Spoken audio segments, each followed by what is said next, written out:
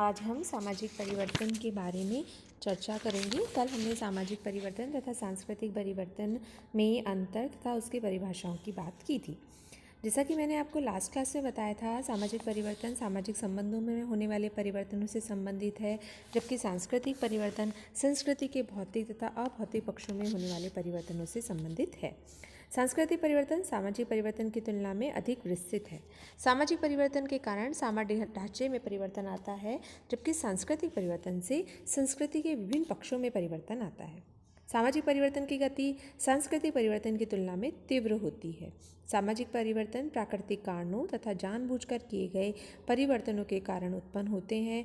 सांस्कृतिक परिवर्तन नियोजित व प्रयत्नों के कारण उत्पन्न होते हैं। सामाजिक परिवर्तन की प्रक्रियाएं एवं ढंग के बारे में अब हम बात करते हैं। तो सामाजिक परिवर्तन समाज में होने वाली भिन्नता को विभिन्न कालों में व्यक्त करता है, लेकिन परिवर्तन विभिन्न समाजों में किस दिशा में, किस नियम के अंतर्गत तथा किस सिद्धांत के आधार पर हो रहा है, यह स्पष्ट नहीं हो पाता है।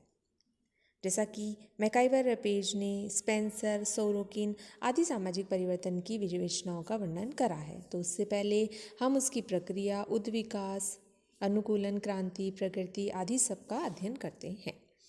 तो सामाजिक परिवर्तन की प्रक्रियाओं के अंतर्गत सबसे पहले है इसकी उद्विकास।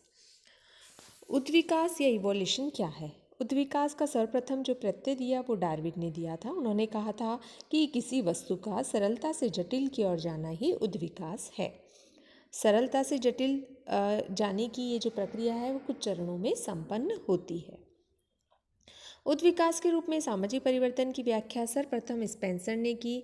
इसमें डार्विन के सिद्धांत को समाज पर लागू किया गया। उनके अनुसार उद्विकास किसी तत्व का समन्वय, उससे संबंध, वह गति जिसके दौरान वह तत्व एक निश्चित असंबद्ध भिन्नता से बदलता है। और स्पेंसर ने सामाजिक उद्विकास के 4 स्तरों जंगली अवस्था, पशु अवस्था, कृषि अवस्था एवं औद्योगिक अवस्था की चर्चा की।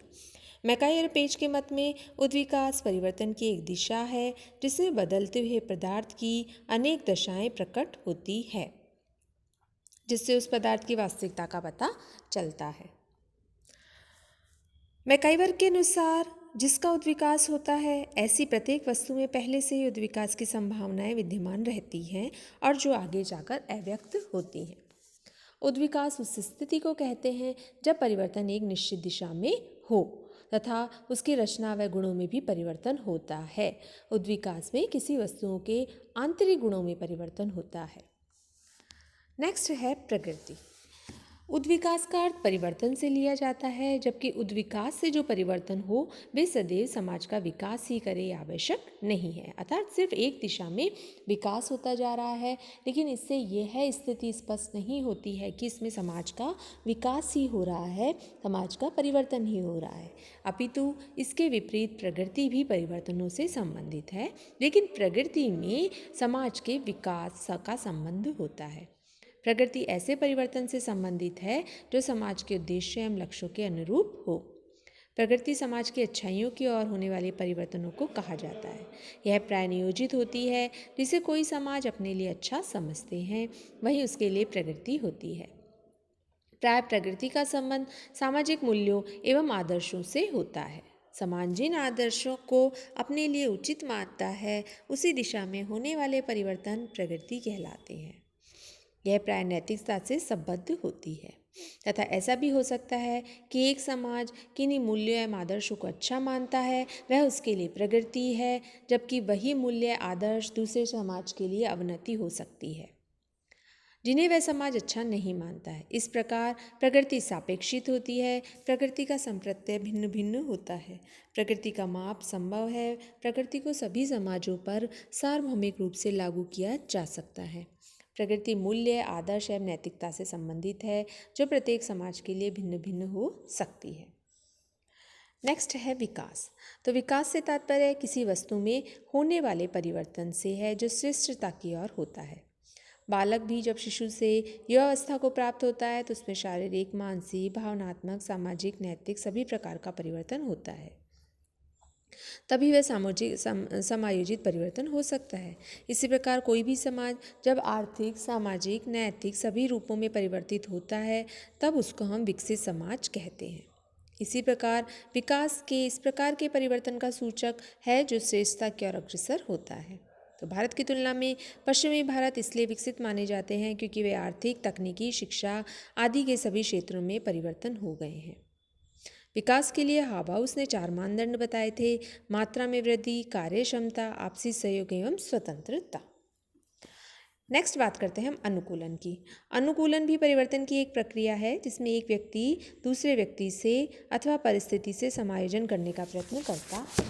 अनुकूलन की प्रक्रिया 2 बातें विशेष होती है: व्यक्ति अपनी परिस्थिति के अनुसार बना रहता है और परिस्थितियों को अपनी आवश्यकता के अनुरूप बना लेता है। तो समाज के स्तर पर भी अनुकूलन होता है।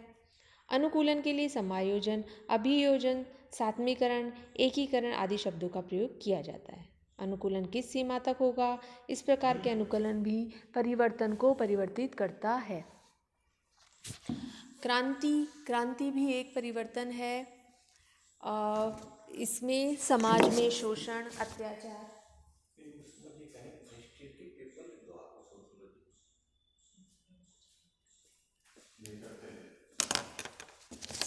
क्रांति जब शोषण, अत्याचार, तनाव, असंतोष अत्यधिक बढ़ जाता है तो राजनीतिक व्यवस्था छिन्न भिन्न हो जाती है और सामाजिक नैतिक मूल्यों में भी गिरावट आ जाती है। समाज में तीव्रता से परिवर्तन आ जाता है तथा ऐसी स्थिति क्रांति कहलाती है।